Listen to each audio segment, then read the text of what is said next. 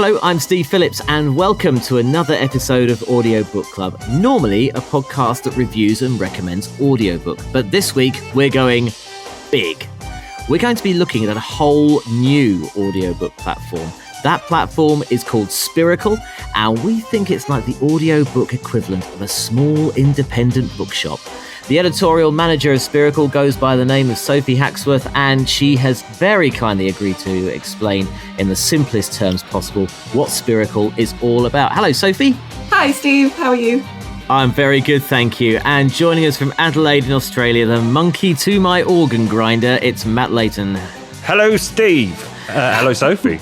Hello, Matt. In a moment.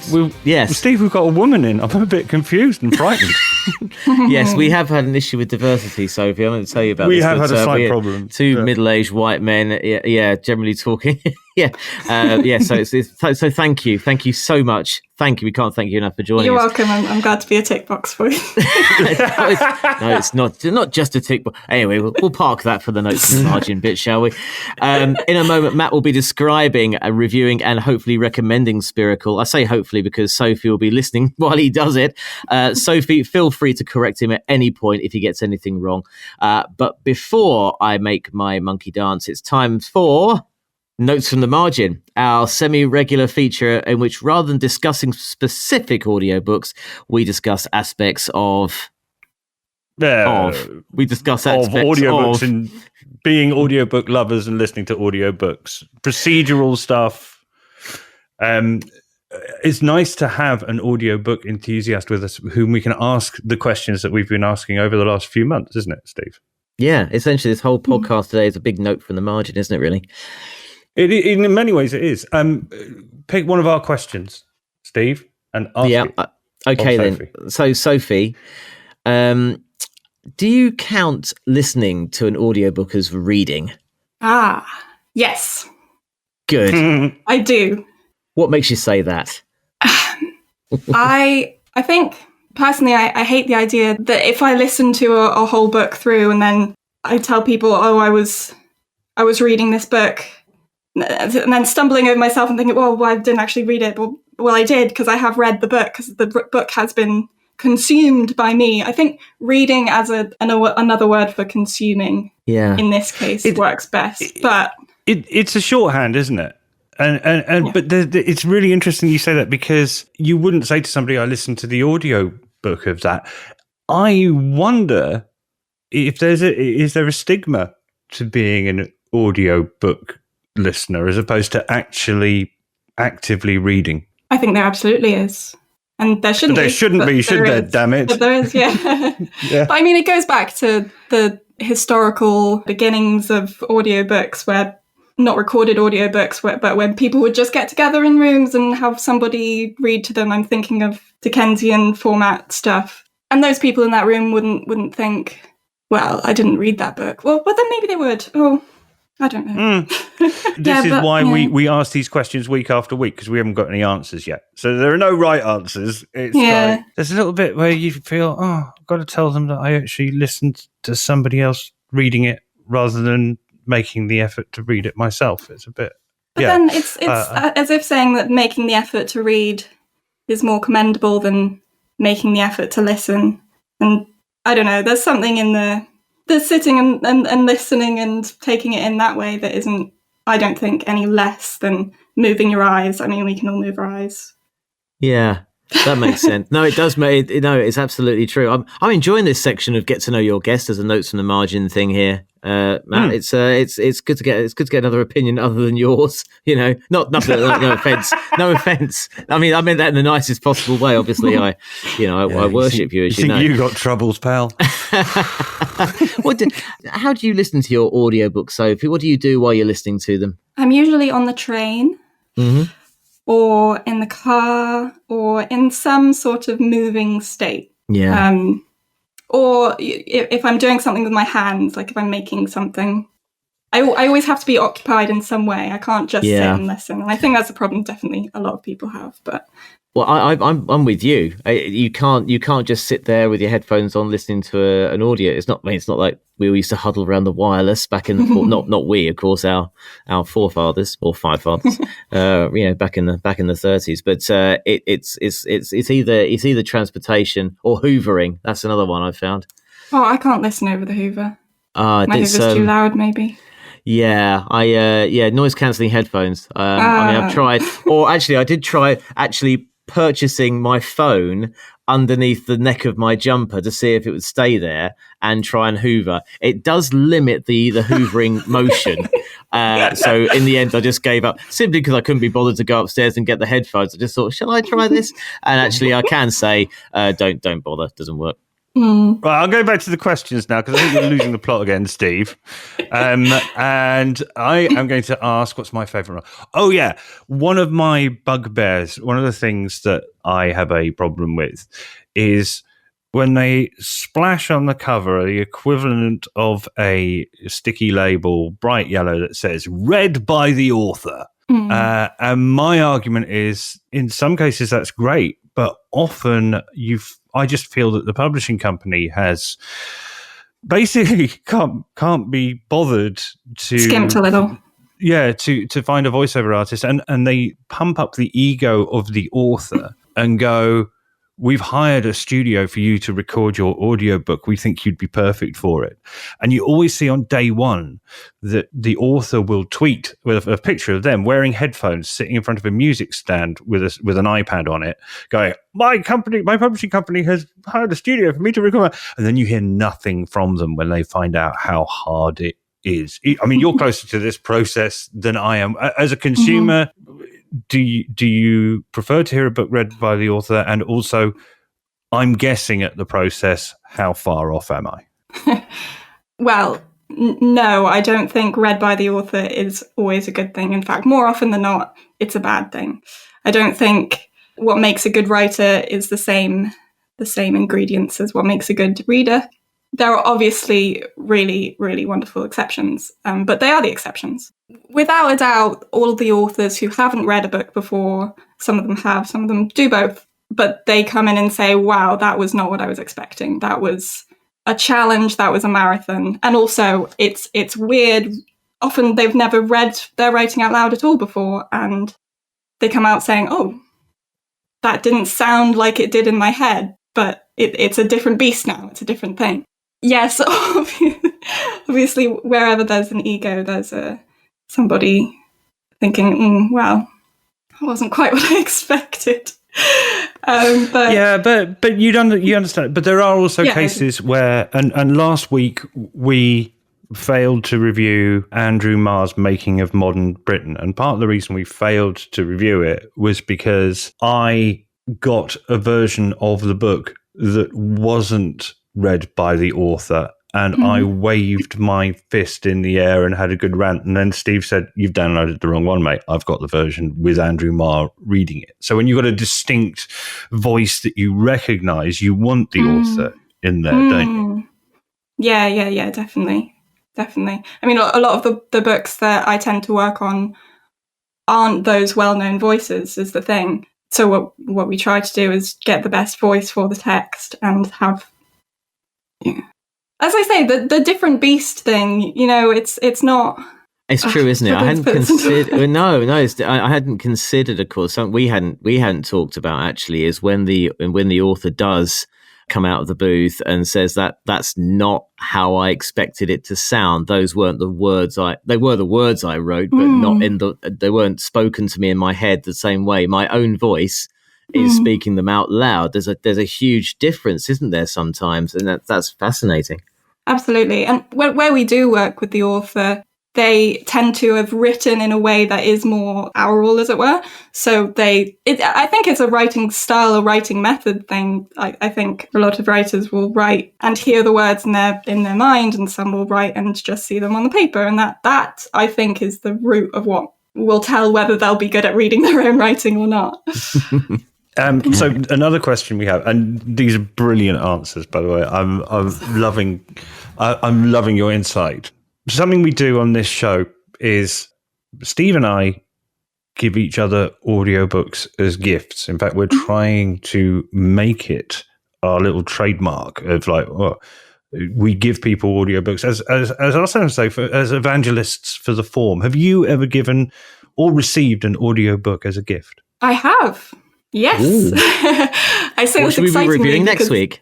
I say this in an excited tone because it's something that we were at Spiracle quite serious about implementing as part of the form. You have to be able to give things as gifts. You have to be able to give an audiobook as you would a book. So, come on, specifics. Yeah, sorry, what did you give to whom? Yeah. What did you give to whom? I gave my brother a copy of His Bloody Project by Graeme, Macrae, Burnet for a long car journey that he was taking. Nothing else in particular reason-wise, but I love the audiobook.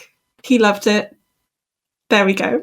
That's so nice. There's a shared experience right there, isn't there? That's really cool, isn't it? I got you this for your car journey because I know you're going on a bit of a trip. Mm-hmm. And also, right. I often make book recommendations to friends and family who I know don't really read. And I know they're never going to, pick up that book that I've so lovingly handed them. But maybe they will if I give them something to listen to. Do you know what? It's interesting. So I have only ever given books over Audible, and I sent a mate of mine one last week, and I went, he's never going to download it. I've actually spent money on that. The money's gone, and I was sort of being a bit chuffy about it, and then I realised.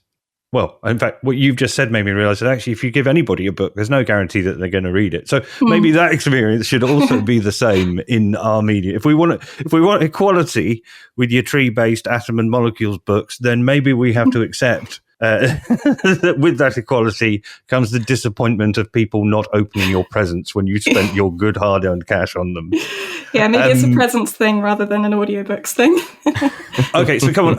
Then the other half of that question was, have you ever received an audiobook as a gift? And how did it make you feel and what was it?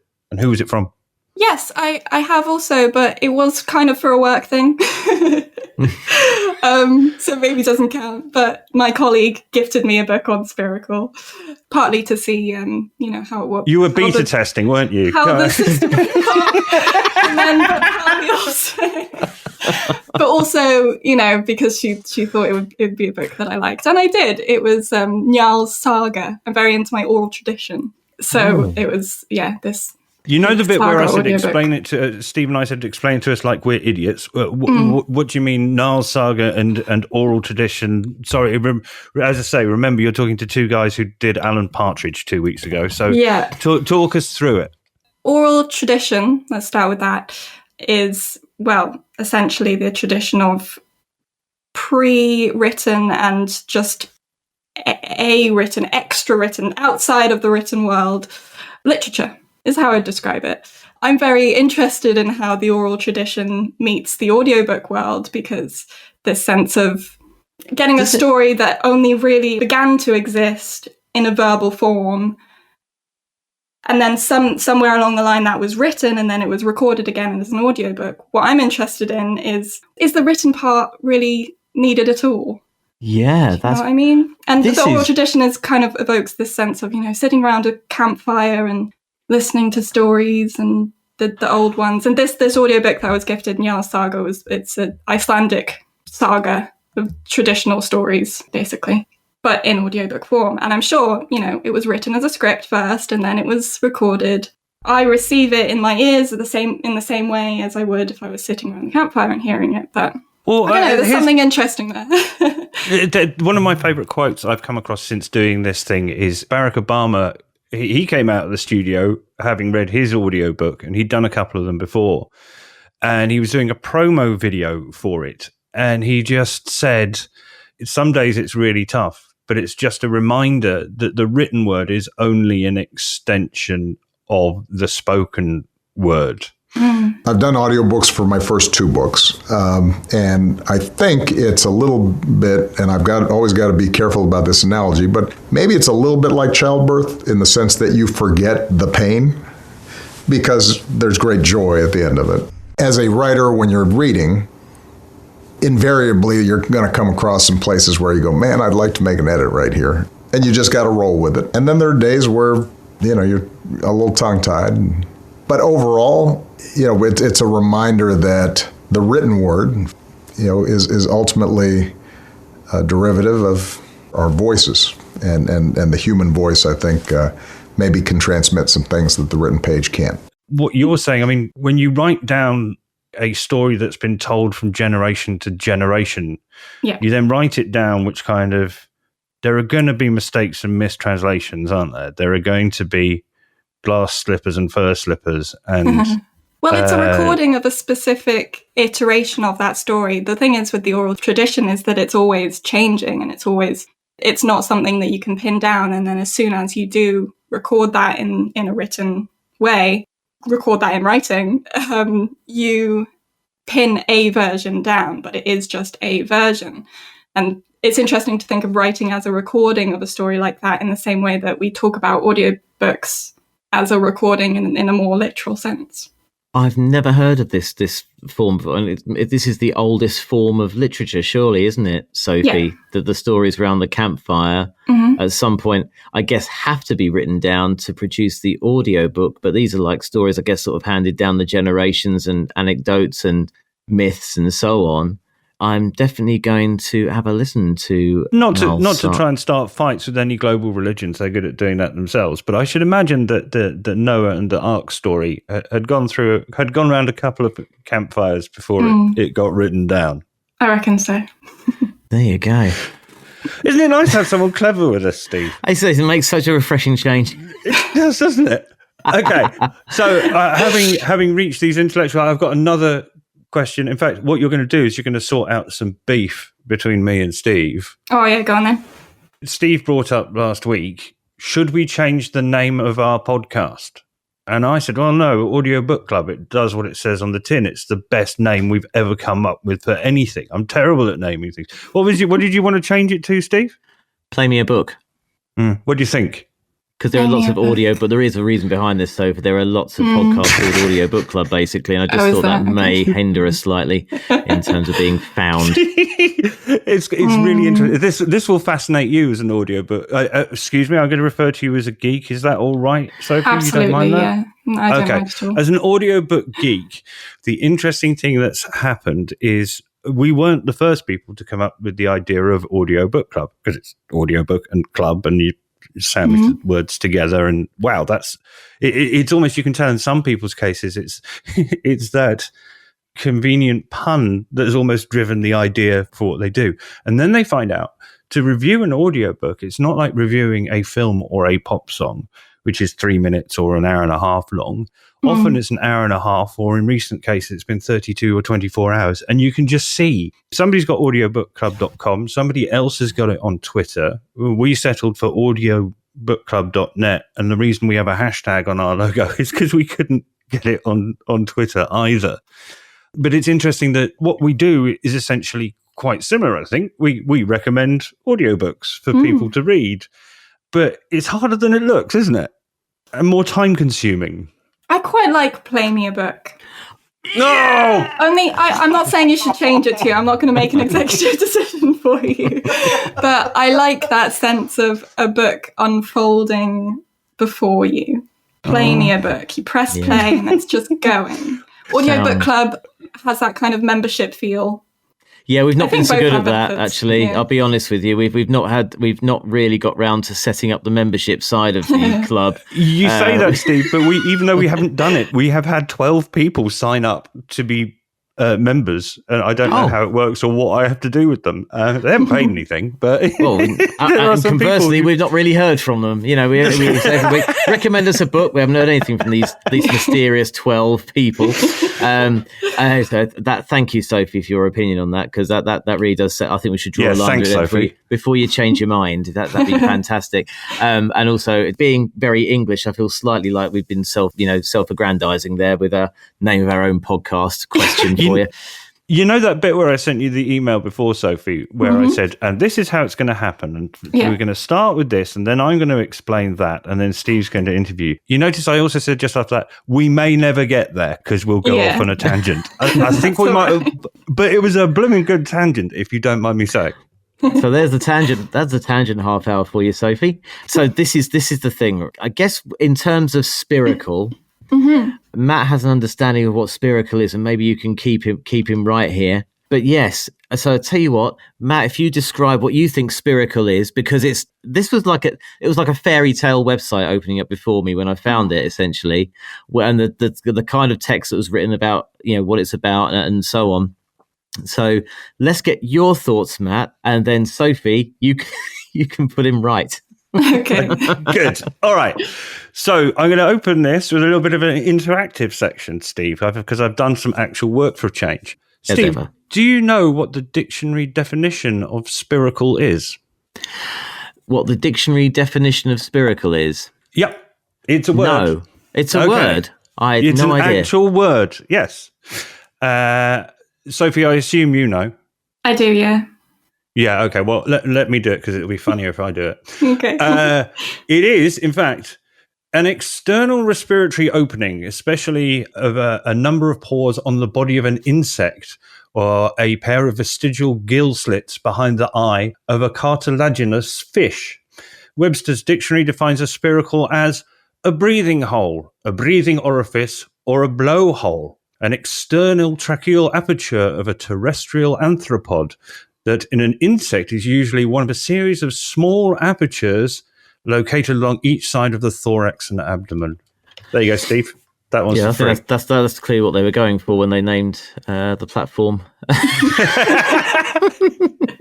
Hey, maybe we could change our name to Blowhole. Yeah, well, I think they already do. So if you go to the Spiracle website, which, correct me if I'm wrong, Sophie, is spiracleaudiobooks.com. That's right. As Steve says, you are greeted not by the hurly-burly, shouty primary colours of the commercial world, the red and black and white of a tabloid newspaper. You are greeted, I wouldn't call them pastel colours, Steve. It's like one of those Faro and Ball paint cards where the paints have words like elephant mist and floss. And in fact, Moretta's, one of my wife's favourite paints, Sophie, is called Downpipe, which I would almost say is possibly, it's a grey brown, as you would imagine Downpipe is. It's almost the colour of the font that greets us. It's very fashionable. It's very, I think it would be easy to say that Spiracle is much cooler, much hipper than we are. And I've written down some things. So, Steve, you and I used to work at BBC London on Marylebone High Street. Opposite there was Daunt Books. Do you remember Daunt Books? Oh, favourite. It's a favourite. You just want to go there and hang, don't you? Yeah, you know? It's like stepping back into a nicer time, a mixture of the modern, but like the real kind of, it's not like when you go into Smith's, you're on a mission really, aren't you? You just got to go and and grab the top 10 hardback before you catch your train or whatever. This is, you want to kind of spend the afternoon in Daunt Books, don't you really?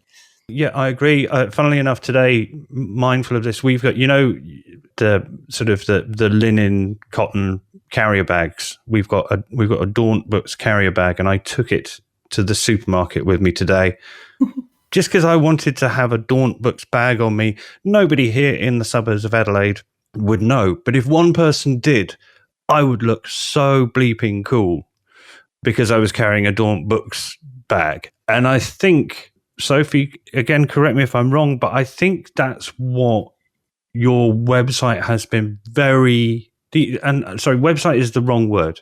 The point of interaction you have with your customers, consumers, readers. There you go. There's a non-threatening word. It feels that you're aiming for that. I've written Steve and I had a conversation. I've written this down from when we were having a chat. It's like a day spa for your mind. It's a premium. I like that. Because it is. It's relaxing to go onto your website and be transported by these sort of pencil images of footprints walking off into the distance. Yeah. And as I said before, I think, we are in Audiobook Club and Spiracle are in the same business. And I think, Steve, you're right. We probably are W.H. Smith. I think we have referred to the John Menzies bargain bin. But that's what we call the Audible premium books, where they put all the tat on there and give it to you for free. We call that the bargain bin. But in some ways, Spiracle are sort of audiobook club's better looking, posher, more intelligent, more cleverer cousin. I hope that isn't insulting to you, Sophie. Not at all. It's exactly, it's lovely. It's lovely. That's exactly what we're going for. It's interesting you mentioned going into dormant books, because that's the experience we're trying to go for with the platform. We want people to kind of breathe a breath of fresh air and want to spend time there, I think. Yeah. I couldn't find it when I went back to the website to look just before we got on and started recording, but I seem to remember you referring to other, not you personally, but the website. There was some bit where it compared other audiobook providers, the ones that we've been shackled to, as being more like a Walmart. And yes. Whereas you are the independent, locally owned bookshop. I don't know if you can remember, I don't know if you're responsible for it, but I love that analogy of the Tokyo bookshop that only sells one book. Can you explain that to us? Yeah, that it's sort of extreme curation, which, that's the extreme version of we are only going to recommend you one book at a time, Marioka Shoten. We are offering a few more than that, like a couple hundred at any one time, and it's constantly rotating. But that idea that we've selected and are only offering what we think and we recommend, like your friend, is the very best audiobook. Yeah, and in terms of what's on the website, so the name. So I was looking this weekend and I wanted to sample something, and I recognized authors' names in the sort of the classics section that I know I ought to have read, if you know what I mean. So there's Catherine Mansfield Bulgakov is in there, like proper literature, Steve, not the tut that we listen to on here normally.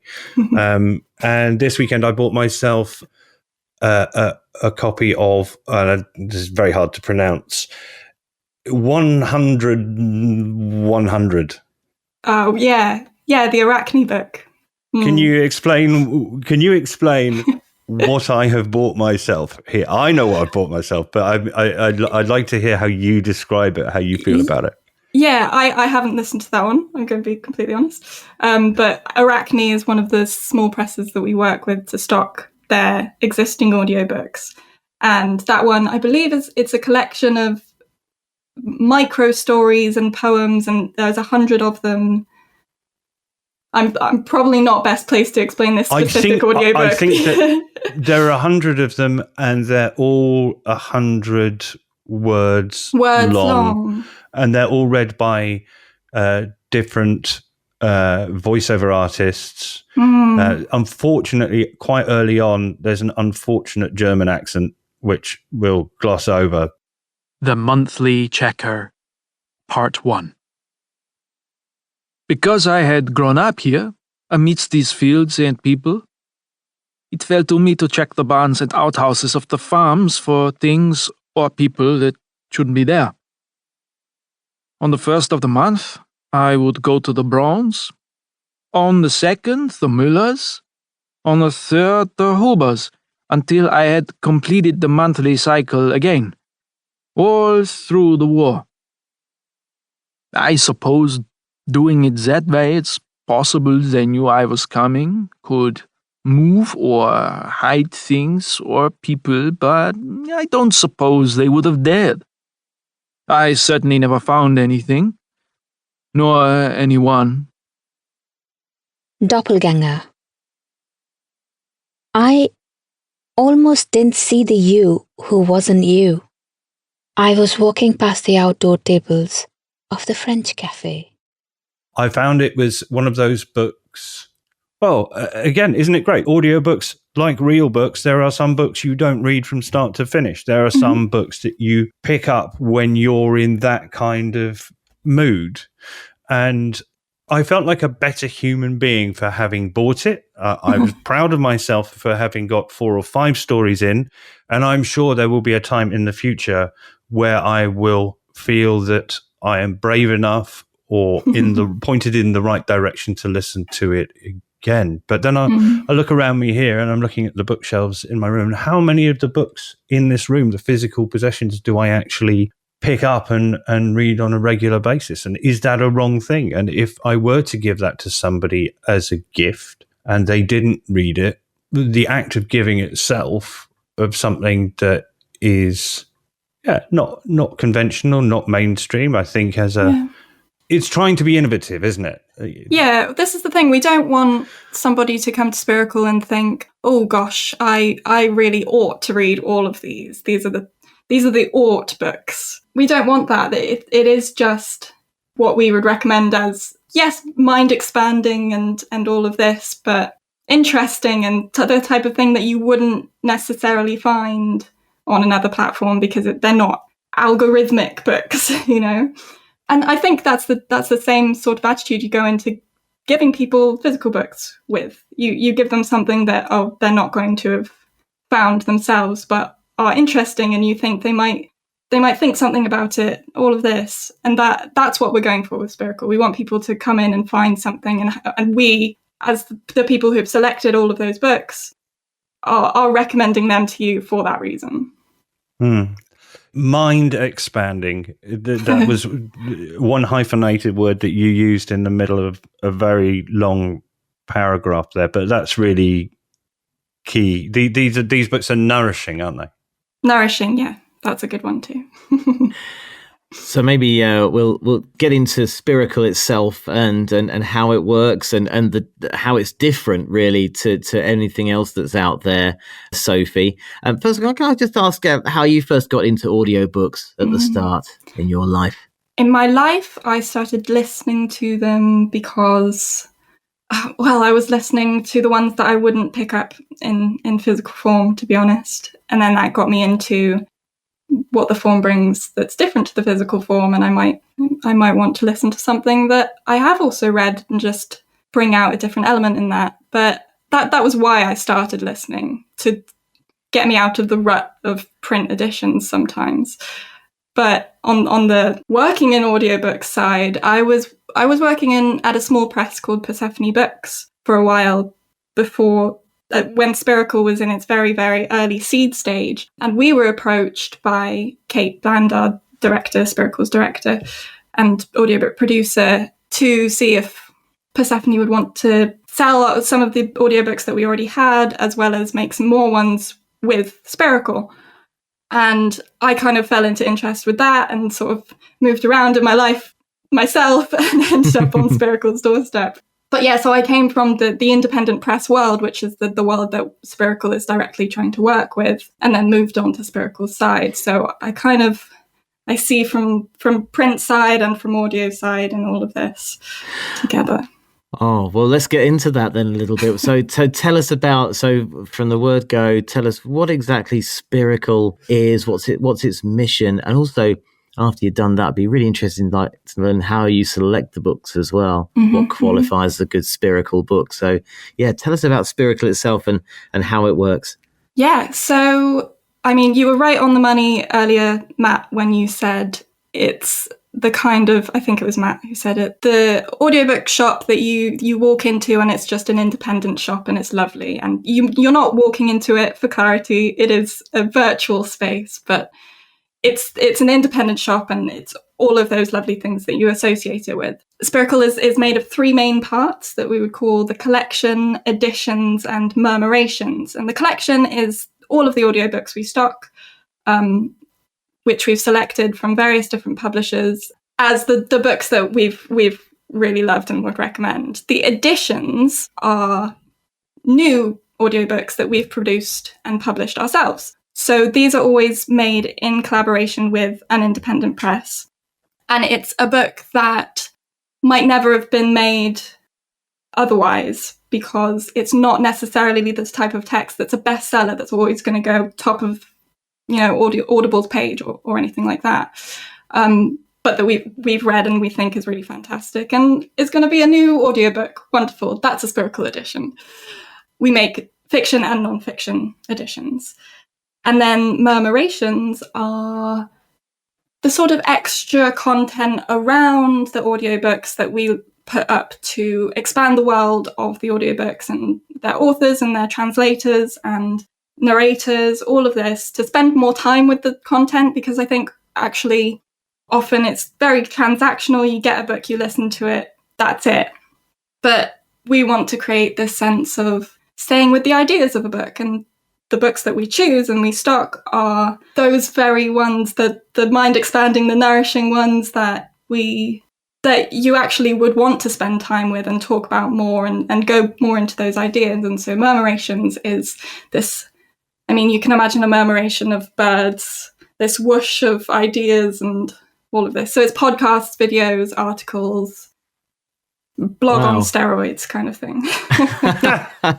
Love a blog on steroids, me, absolutely. Wow. So if I'm brand new to this, so if I'm familiar with the stuff we all hear about, obviously Audible's the big behemoth out there, and a lot of people get their stuff from them, but I come across Spiracle. How do I get involved? How do I get a book from you guys? So I've seen your website. Yeah, tell me how I onboard, Sophie. Of course.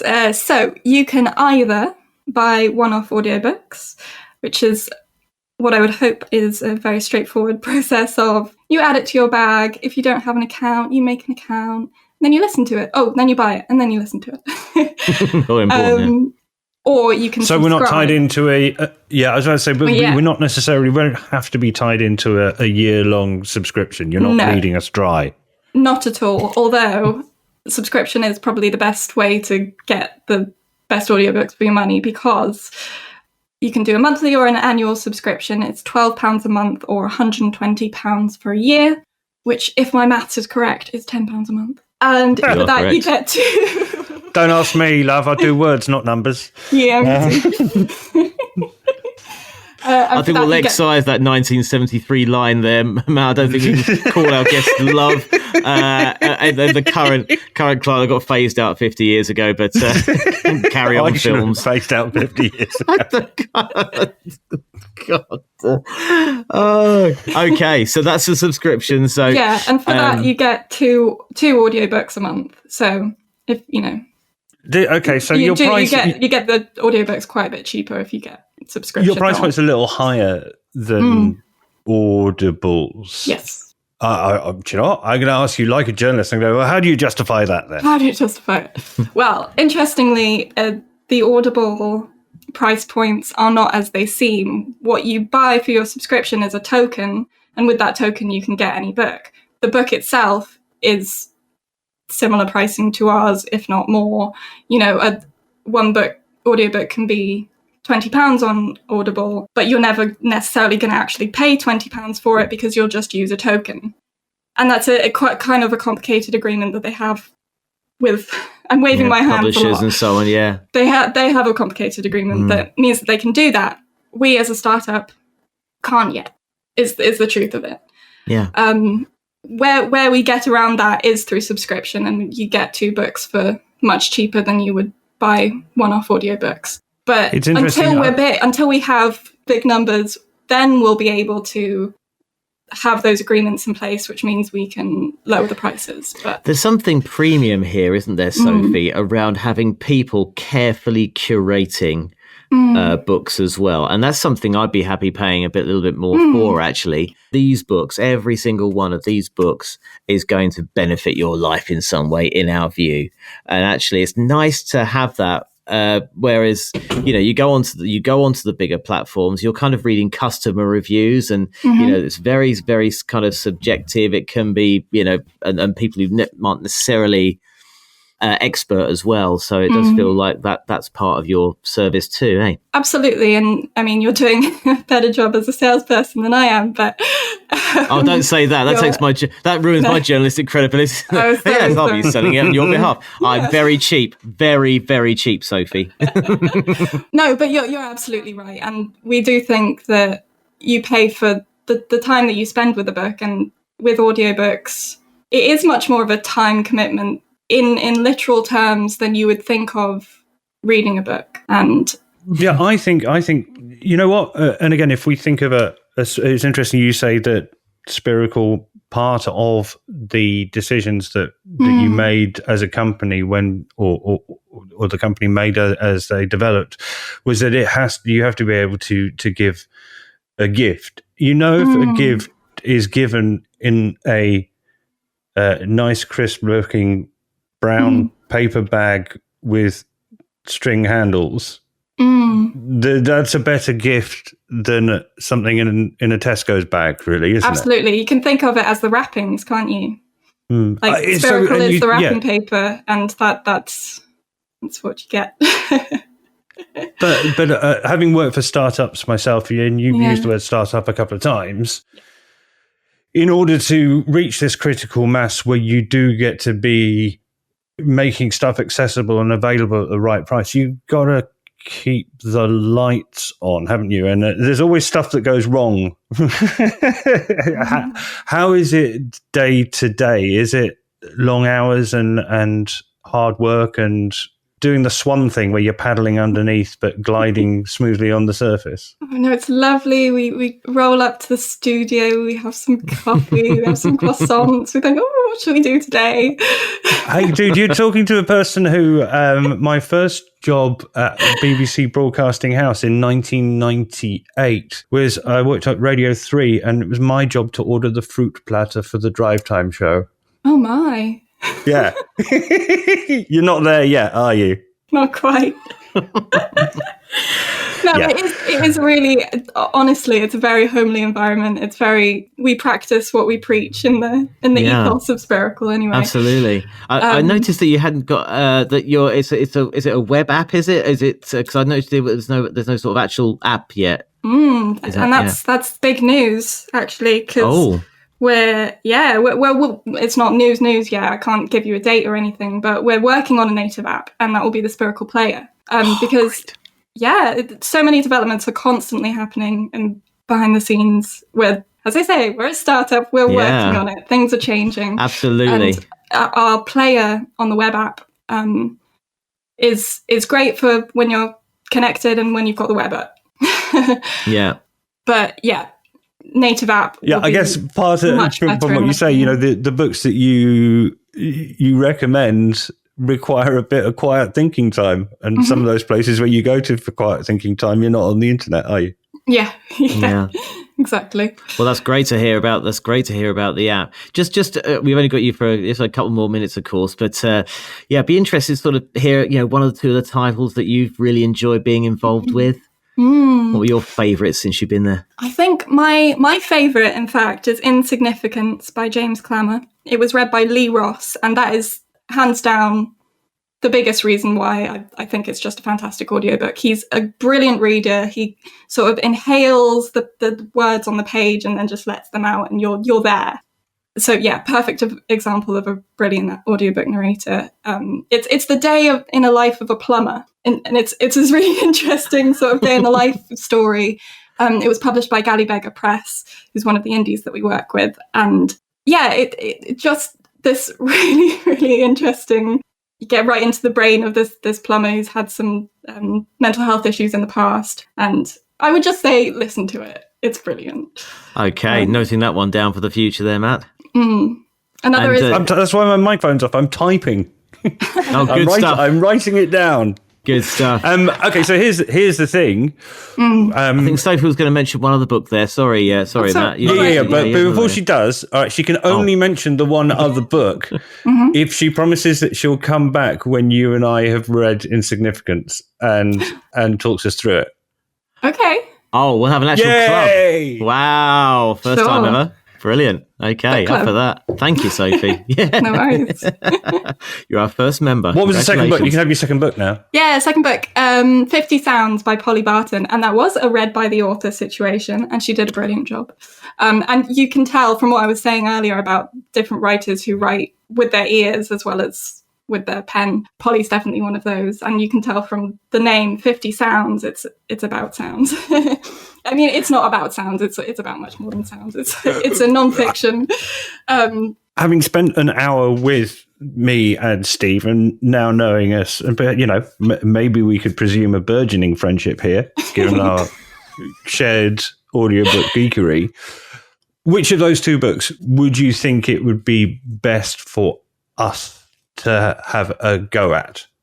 I think you should listen to Insignificance, because it's got the elements of the different narrator reading the words, and I think that's the one you should start with, but I think you should do both. Okay, good answer. Right, you got it. Not because it was about plumbers. You two look like a couple of plumbers, basically. Yeah, a couple of plumbers. Sophie, Steve, it's different. Well, indeed, yes, quite. Yes, thank you so much for your time today, Sophie. You're very really welcome. appreciate you coming on, and we will book you in, okay, when we've done Insignificance, and we'll have a chat with it. That's fantastic.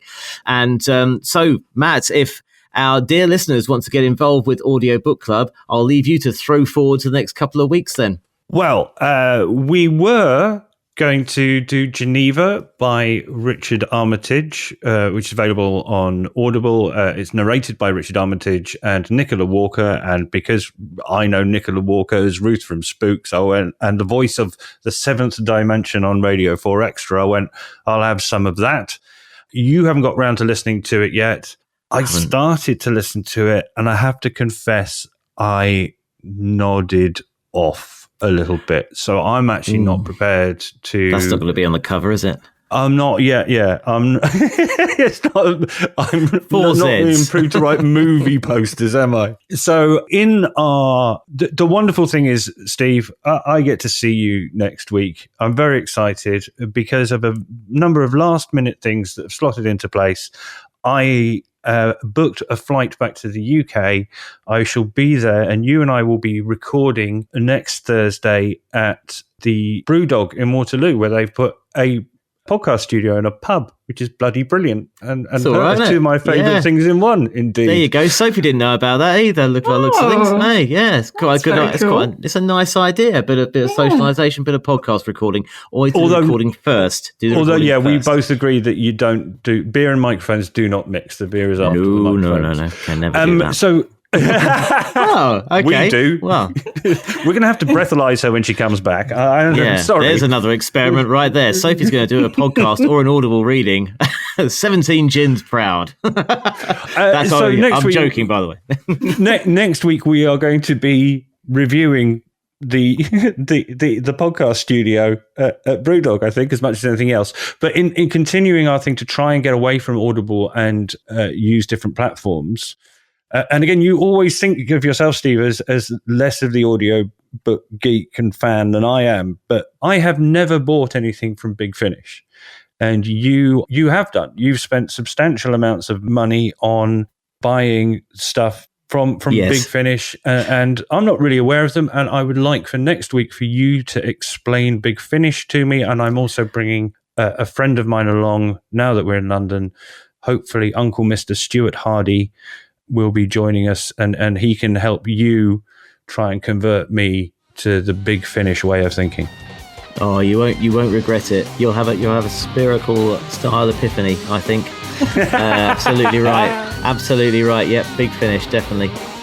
Okay, well, that's on the shopping list for the next couple of weeks or so. Sophie, thanks once again. We're going to see you very soon with our little review of Insignificance, and we will catch everybody else next week. See you soon.